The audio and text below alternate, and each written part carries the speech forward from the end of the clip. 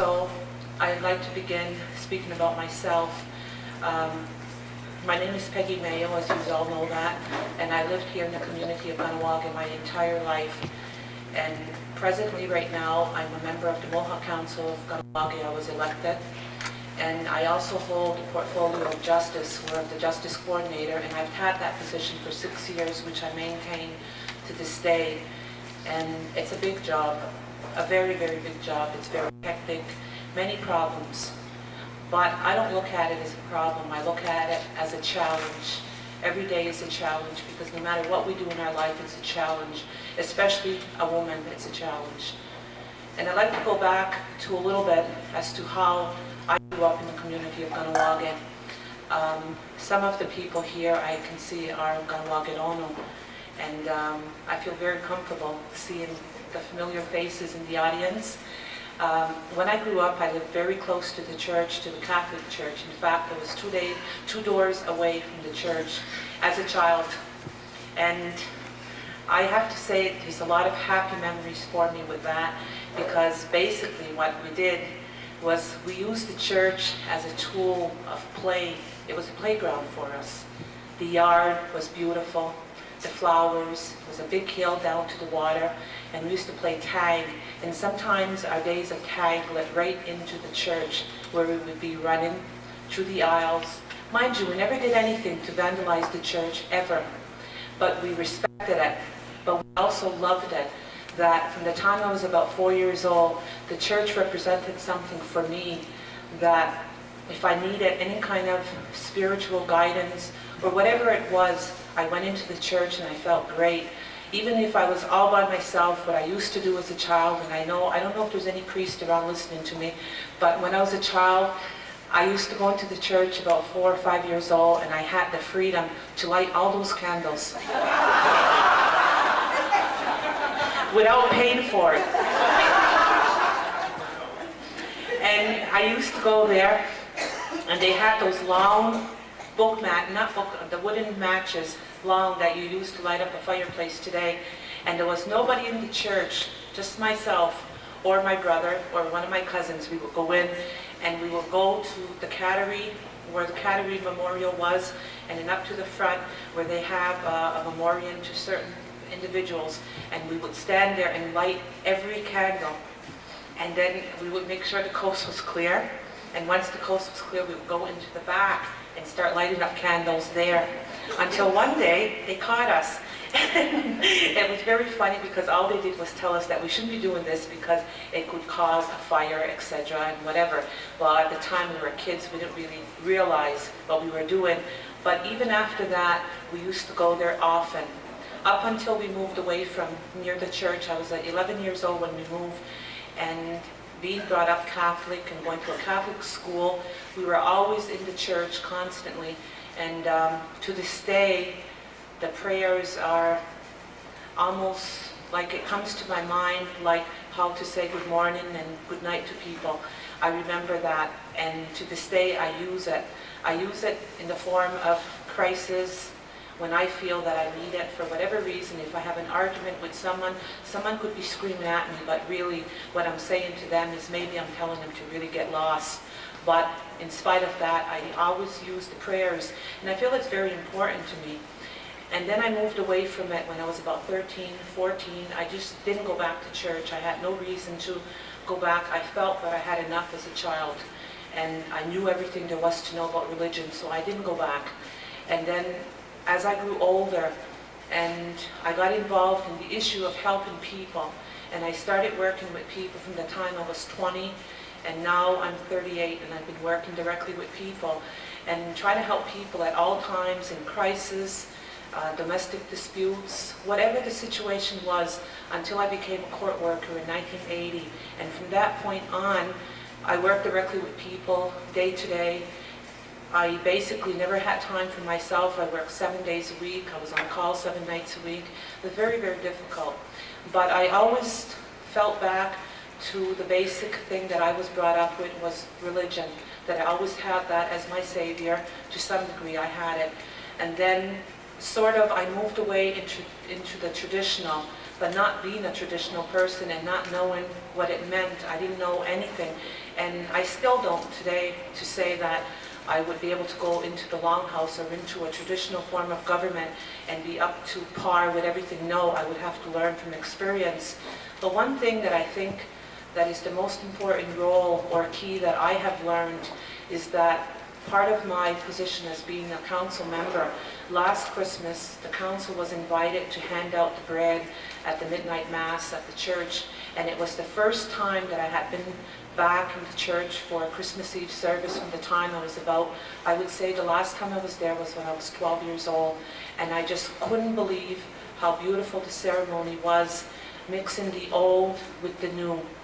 And I was totally amazed at Deacon Ron Boyers, how he presented himself in using forms of the traditional system with the burning of tobacco and using the sacred feathers in all directions that I had started to see in my role as a politician. And I was totally amazed at how the people respected it. And I was the reasons why I guess I was so amazed is because of our community of Kahnawake is we're so divided in some sense in the area of justice, in the area of politics, even in the area of religions. There is a division here and there. And I had a hard time to sit there without feeling very emotional as what I was witnessing. And I thought that it was one of the most beautiful ceremonies that I had witnessed, and to think that it's right here in my community of Kahnawake, and I hadn't experienced it for a number of years from the time I was 12 years old. So I felt very happy with it, and I actually couldn't wait to get out of the church. I couldn't wait for the service. I didn't want it to end, but I couldn't wait to get out so I could rush home and tell my mother what I had just witnessed, and my family and my friends. And afterwards, when the church ended, it was before midnight, and I took some bread with me to go and give to my mother right away. And I sat there and I was telling my mother how beautiful the ceremony was. And she says, well, that's not the way it used to be when she used to go to church. It wasn't like that. It was strictly all religion, A to Z. That's all it was. And she was very amazed that it changed to that degree. And I'm looking forward for next year. So that's basically what I wanted to talk to you about in that sense. And then also, as a woman politician here in the community of Kahnawake, it's been very difficult. It's been a difficult almost 2 years for me.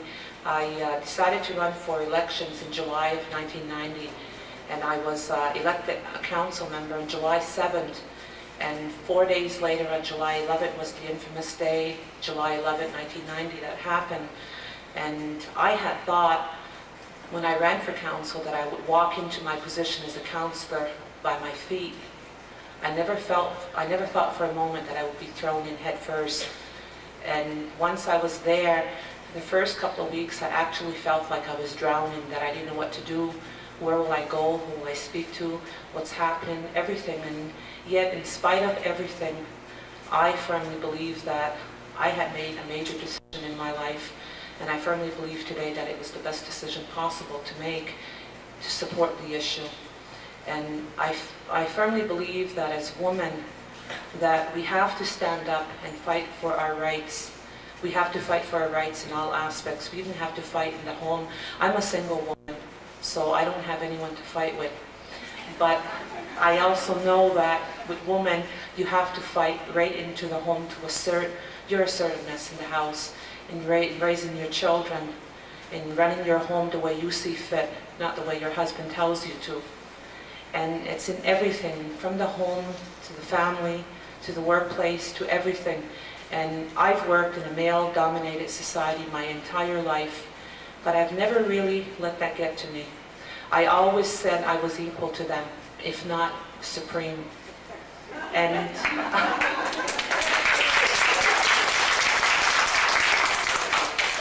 I always felt like that, and I still do to this day. I work with all men. In my profession, in justice especially, it's all men. And in the past, when I first started, I would go on to meetings, and at one point, it was a really funny experience. I had just started my position as a justice coordinator, and Chief Joseph Norton asked me to attend a meeting with him. So I went to the meeting, And one of the people that were there that were hosting the meeting said, "Oh, Mr. Norton, what is your secretary's name?" And I just stood there, and he just looked at me, turned around, and he says, "Oh, she's not my secretary. She's on the same level as I am. In fact, maybe higher." And so I was very pleased with that statement. And from that point on, I feel that I established a firm grounding for myself from that point on. And to this day, I firmly believe that a woman's place is just as important as a man's place. And especially if we, the people in Kahnawake, are going to move into a more traditional system, the women have the most important role. And they have to follow it through. And if you look down the road from now, if we are going to assert our unity within this community and coming back together, it has to be done by the woman. And it also is very important for the women to bring up their children, to be very proud of who they are, to be proud of their Indianness, and to make sure that it's never forgotten along the way, ever. Even though some of us women take different paths in our life, we stray from our community, we stray from everything by way of marrying non-Indians and etc. I don't think that has any bearing on your inner self. If you feel like a Mohawk or you feel like an Oneida or whatever it is, you're Indian, and you're always going to be. No matter who you marry, even if you have children from that union, your children are being brought up Indian. And that's what I feel is very important. And I think it's very important here in Kahnawake that we recognize that. I recognize it, but I'm only one person on council. There's only 11 of us. One had resigned earlier this year. There's only 11. But not everybody on that council thinks the same as me. But then again, I'm not speaking on behalf of them. I'm speaking on behalf of how I feel. Because I think it's important, and we have to look down the road to preserve who we are and where we're going from here.